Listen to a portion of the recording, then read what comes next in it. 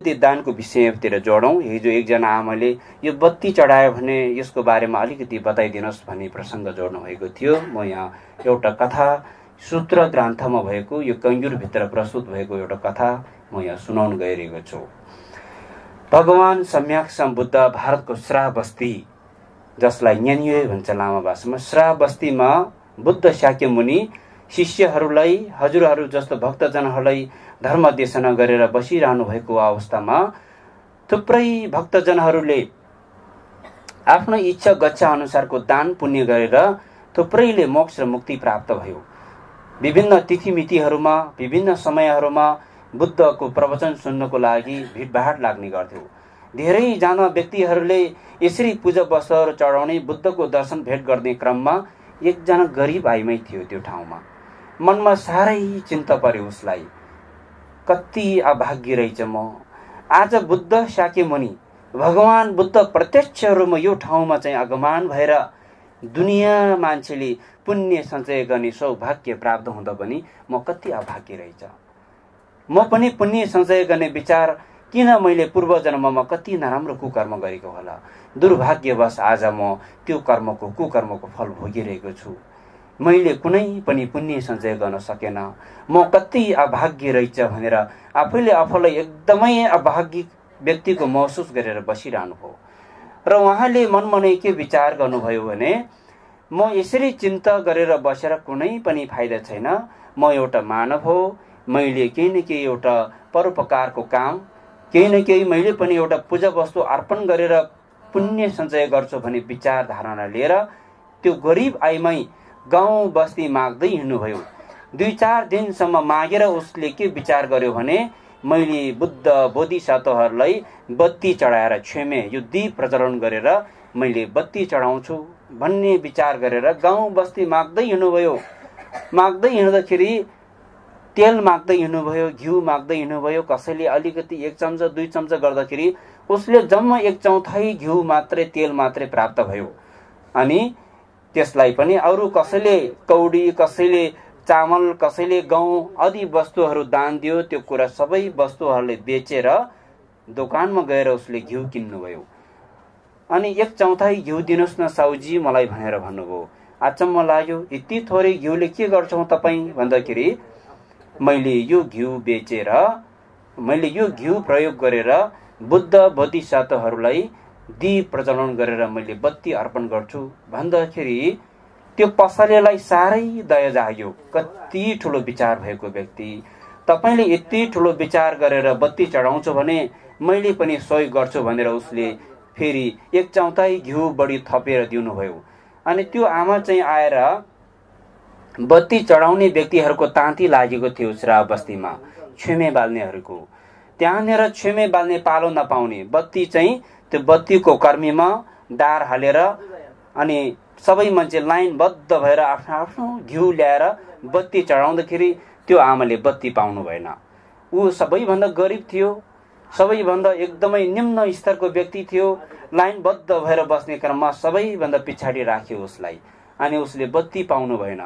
बत्ती नपाएपछि मैले यति घिउ बत्ती चढाउँछु भनेर लिएर आयो, बत्ती नै बाल्न पाएन भने मेरो पुण्य पतन भएर जान्छ। मैले पुण्य सञ्चय गर्नेको सौभाग्य पाउँदैन, मैले पुण्य कमाउनै पर्छ, त्यसको लागि मैले बत्ती बाल्नै पर्छ भनेर यताउति हिँडडुल गर्दा गर्दा बाटोमा अनि गाईको सिनो र त्यो गाईको खुट्टामा चाहिँ एउटा के भन्छ त्यसलाई, खुरा भन्छ नि, त्यो चाहिँ खप्प निकालेर ल्याएर त्यसैमा चाहिँ दार हालेर त्यसैमा घिउ भरेर त्यो आमाले बत्ती बालेर त्यहाँ थुप्रै भक्तजनहरूले बालेको बत्तीको छेउमा लगेर एकदम विशुद्ध विचारले, हिजो पूर्व जन्ममा अकुशल कर्म गरेको कारणले आज म सबैभन्दा गरिब छु, आज मैले यो दीप प्रज्वलन गरेर यसको फलस्वरूप समस्त यो संसारको प्राणीहरू अज्ञानको अन्धकारबाट मुक्त भएर परम सुख एवं मोक्षलाई प्राप्त गर्न सकोस् भनेर यस्तो महान विचार पैदा गरेर बत्ती चढाएर बालेर जानुभयो। बिहानै पख भएपछि सबैको बत्ती घिउ सकेर निभ्यो। बत्ती घिउ सकिएपछि आफै निभेर जान्छ नि। एउटा बत्ती चाहिँ दन बलिरहेको देख्यो है। अनि भगवान बुद्धको मूल शिष्य आर्य मंगल पुत्र आर्य मङ्गल पुत्र आउनुभयो। अब उज्यालो भइसकेपछि यो बत्ती किन बाल्ने? अरू बत्तीहरू त घिउ सकेर निभे पनि भरे बेलुकी फेरि अँध्यारो हुन्छ, यो बत्ती निभाउनु पर्यो, दिउँसो बालेर उचित छैन भनेर आर्य मङ्गल पुत्र आएर त्यो बत्तीलाई चाहिँ सासले फु गर्दाखेरि झन् अलिक ठुलो भएर बल्यो। कस्तो आचम्म भनेर हातले यस्तो निभाउँदाखेरि झन् ठुलो भएर बल्यो। त्यहाँबाट आफ्नो यो चिवर नै खोलेर चिवरले नै यसरी जति जति झार्यो, जति त्यो बत्ती निभाउनु खोज्यो, त्यति त्यो बत्ती झन् ठुलो ठुलो ठुलो भएर बल्दाखेरि अचम्म लाग्यो। अनि बुद्ध शाक्य मुनिले, हे मङ्गल पुत्र, यो बत्ती यसरी निभाएर निप्दैन, यो बत्ती यसरी तिमीले 4 गङ्गाको पानी ल्याएर खन्याए पनि निप्दैन, किनभने यो बत्ती बाल्ने आइमै यो बत्ती बाल्ने व्यक्तिको विचार एकदम शुद्ध छ, एकदमै महान विचार र एकदमै परोपकारको भावना पैदा गरेर उसले यो दीप प्रज्वलन गरेको छ। त्यसैले तिमीले यसलाई यसरी निभाउन सक्दैन भन्दाखेरि को हो यो बत्ती चढाउने मान्छे भनेर आर्य मङ्गल पुत्रलाई जिज्ञासा लाग्यो। बुद्ध सामु जिज्ञासा राख्दाखेरि न्याङ्गामो नाम गरेको एकजना गरिब आइमै हो भनेर भन्नुभयो। कहाँ हो, को हो त्यो गरिब आइमै? धेरै चर्चा परिचर्चाको कुरा भयो श्राव बस्तीमा। सबैजनाले खोज तलास गर्दै जाँदाखेरि तपाईँले एकदमै राम्रो विचारले बत्ती बाल्नु भएको रहेछ भनेर धेरै कुरा सुनेपछि बुद्धको दर्शन भेटमा जानुभयो। अनि बुद्धले, अनि हे नानी, तिमीले आज बत्ती बालेर धेरै पुण्य सञ्चय गरेको छ, अबको अनगिन्ती 2 कल्प पछाडि तिमी यो मानव धरतीमा बुद्ध हुनेछ भनेर भविष्यवाणी गर्नुभयो है। बत्ती चढाउने यति फल पाउने रहेछ भनेर धेरै मान्छे भिडभाड लाग्यो त्यहाँनिर, राजाहरू, रानीहरू, धेरै गण्यमान्य व्यक्तिहरू। अनि त्यसै क्रममा अनि एकजना गेलोङफक विज्ञान नाम गरेको, आर्य मित्र नाम गरेको एकजना बौद्ध भिक्षुले पनि अब यो 3 महिनासम्म बत्ती बाल्ने घिउ सबै मैले स्पोन्सर गर्छु भनेर बोल्यो के उसले। ऊ पनि बेचारा मागेर चाहिँ बाल्नु पर्ने, बौद्ध भिक्षु भिक्षुनीहरूको सम्पत्ति हुँदैन। फक विज्ञान अथवा आर्य मित्र नाम गरेको एकजना बौद्ध भिक्षुले 3 महिनासम्म बत्ती बाल्ने घिउको स्पोन्सर मैले गर्छु भनेर बोल्यो। बोलिसकेपछि आफ्नो कर्तव्य त निभाउनै पर्यो बिचारा। बिहान उज्यालो नहुँदै जुर्क उठेर गाउँ बस्तीमा सधैँ माग्न हिँडेछ, दिनभरि कति माग्न सक्छ, अनि घिउ ल्याएर बत्ती बाल्ने। 3 महिनासम्म बत्ती बाल्छु भने नि उसले बिचारा। सधैँ दिउँसो सबै मान्छे कोही खाना खाने, कोही केही काममा व्यस्त, तर त्यो बौद्ध भिक्षु बिचारा खाना खाने फुर्सद छैन, खाजा खाने फुर्सद छैन। बिहान सबेरैदेखि किन अतेलेर हिँड्यो कसैलाई पनि थाहा थिएन। कोही मान्छेले, एकजना राजाको छोरी राजकुमारीले दरबारको माथिबाट 2-3 पटक देख्नुभयो। यो बौद्ध भिक्षुलाई के समस्या भएको रहेछ, एकदमै ठुलो समस्या परेको जस्तो छ, एकदम हतार गरेर हिँडेको मात्रै देख्छु, मान्छेहरू खाना खाने बेलामा पनि ऊ हिँडिरहेको कुदिरहेको देख्छु, यसलाई के समस्या परेको होला, एकपटक गएर सोध्नुहोस् न भनेर आफ्नो स्याहार सुसार गर्ने व्यक्तिलाई सोध्न पठाउनु भयो।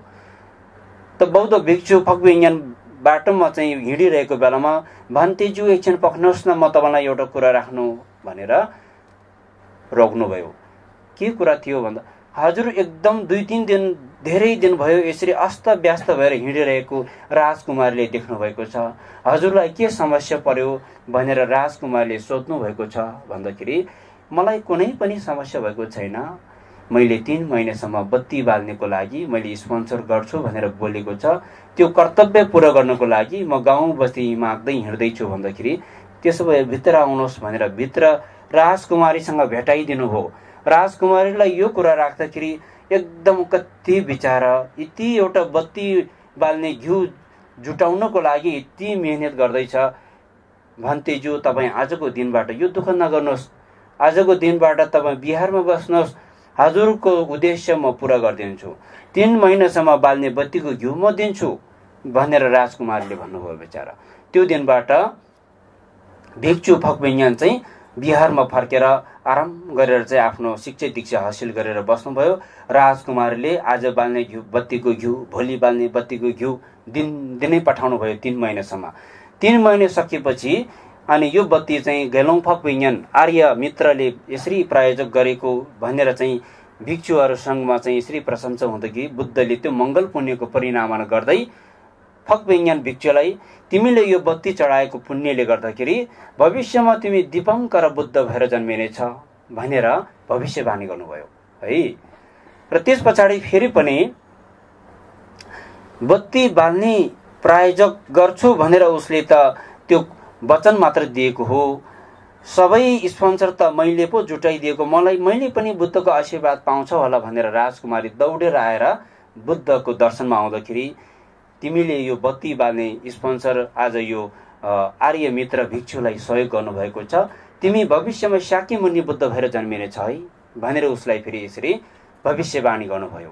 यो महाकाश्यप बुद्धको पालोको कुरा हो है। त त्यसरी सम्झाउनु भयो। त्यस पछाडि चाहिँ त्यसरी त्यो बत्ती चढाएको पुण्यले गर्दाखेरि यो कुरा बुद्ध शाक्यमुनिले श्रावस्तीमा भिक्षु भिक्षुनी हजुरहरू जस्तै गृहस्थी भक्तजनहरूलाई सुनाउँदै त्यो बेलामा महाकाश्यप बुद्ध महाकाश्यपको पालामा त्यो घिउ बत्ती 3 महिनासम्म बत्ती बाल्ने स्पोन्सर गर्छु भन्ने जुन भिक्षु थियो त्यो मभन्दा अगाडि बुद्ध प्राप्त भएको दिपङ्कर बुद्ध हो भन्नुभयो। र त्यो बत्ती बाल्नको लागि घिउहरू जुटाइदिएर बौद्ध भिक्षुलाई सहयोग गर्नुहुने राजकुमारी आज स्वयं म आफै हो भनेर बुद्ध शाक्यमुनिले भन्नुभयो। त्यो बेलामा बुद्ध महाकाश्यपको पालामा यसरी बत्ती चढाएको पुण्यले गर्दाखेरि आज म बुद्ध प्राप्त भएको हो भनेर त्यसरी चाहिँ बुद्ध शाक्यमुनिले सुनाउनु भएपछि भक्तजनहरू धेरैजना यो बत्ती बाल्ने पुण्य एकदम ठुलो रहेछ भनेर धेरैजनाले बुझेर धेरैको आस्था त्यो समयबाट बौद्ध धर्म परम्परामा यो दीप प्रज्वलन गरेर बत्ती चढाउने चलन चाहिँ यसरी व्यापक रूपमा चाहिँ चलन भएको हो।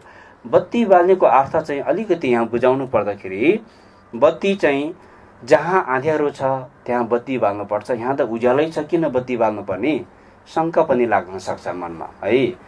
तर आँध्यारो 2 प्रकारको हुन्छ।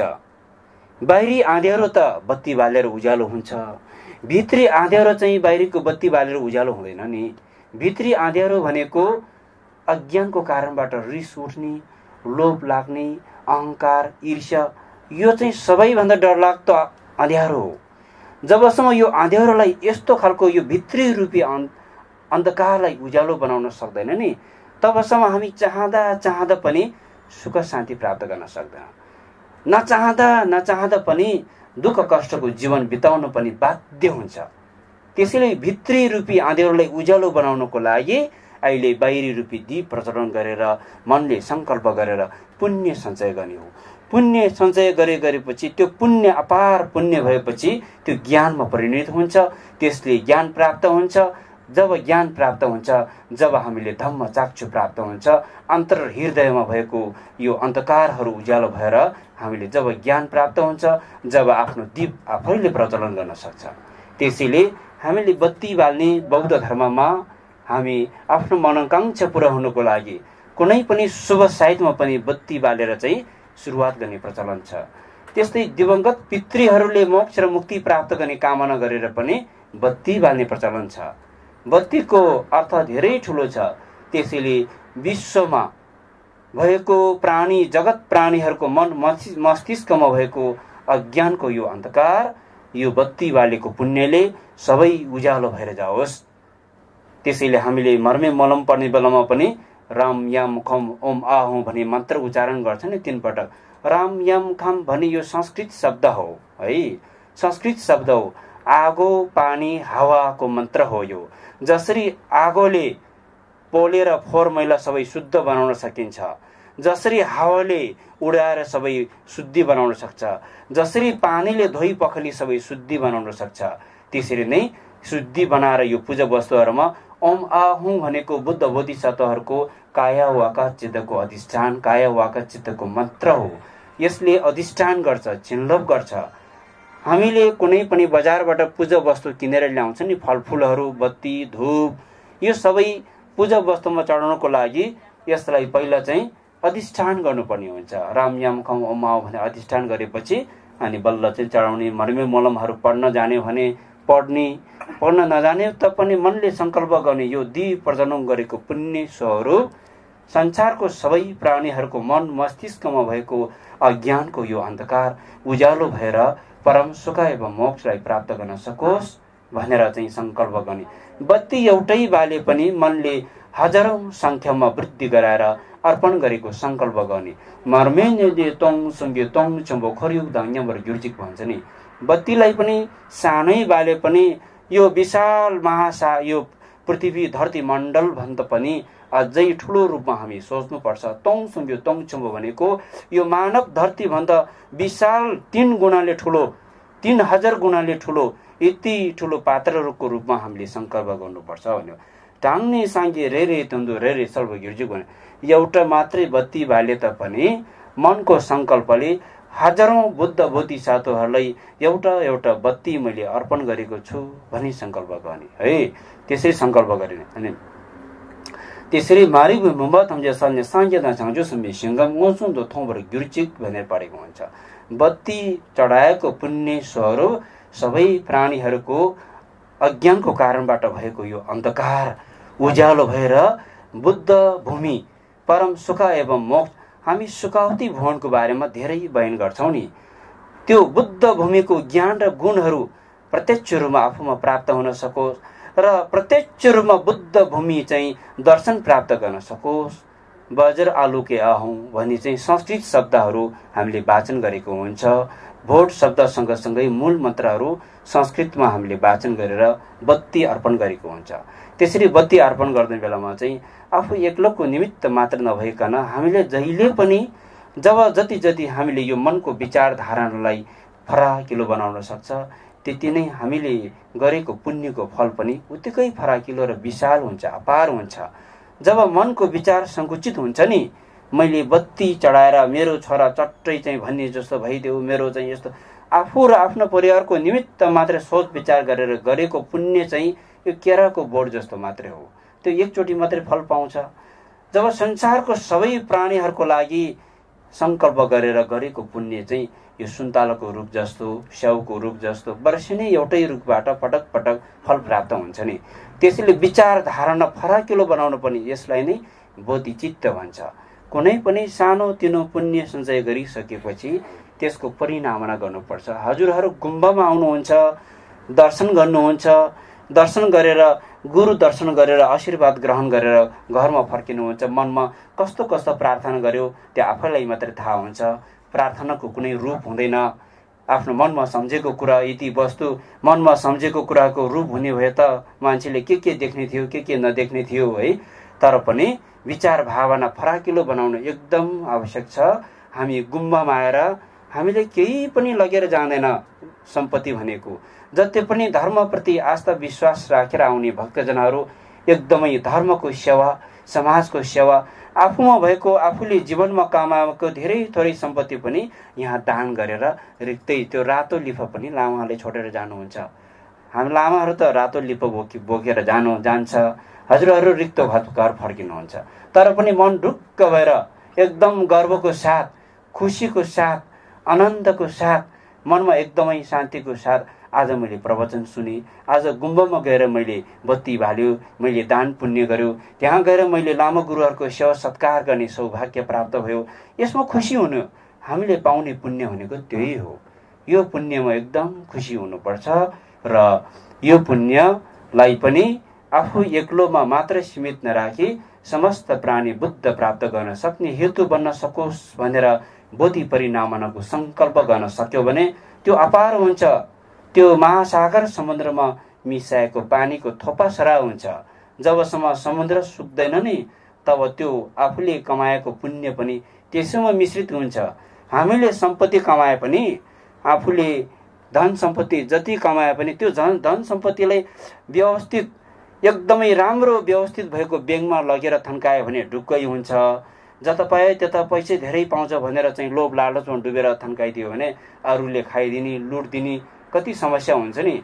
हामीले कमाएको पुण्यको सम्पत्ति पनि व्यवस्थित खालको ब्याङ्कमा राख्नुपर्छ नि।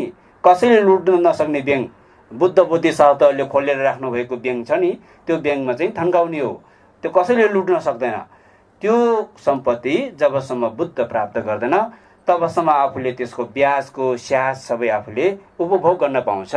अनि बुद्ध प्राप्त भइसकेपछि त्यो सम्पत्ति फेरि अरूलाई पनि दिन सक्छ हामीले। त्यसरी बोधि परिणामहरूको साथ यहाँहरूले जो जति पुण्य सञ्चय गर्नुभएको छ यो महाकङ्ग्युर पूजामा, यो केवल तपाईँ हामी एक दुईजनाको निमित्त मात्र नभइकन विश्व शान्तिको कामना र विश्वमा रहेको मानव समाजमा सुख शान्ति र परम पूज्य गुरुहरूको चिरञ्जीवी दीर्घायुको साथ बुद्धले निर्देशन दिनुभएको शील समाधि प्रज्ञा बहुजन हिताय बहुजन सुखाय अहिंसा परम धर्मको यो धर्म सिद्धान्त सारा संसारमा प्रचार प्रसार भएर जाओस्।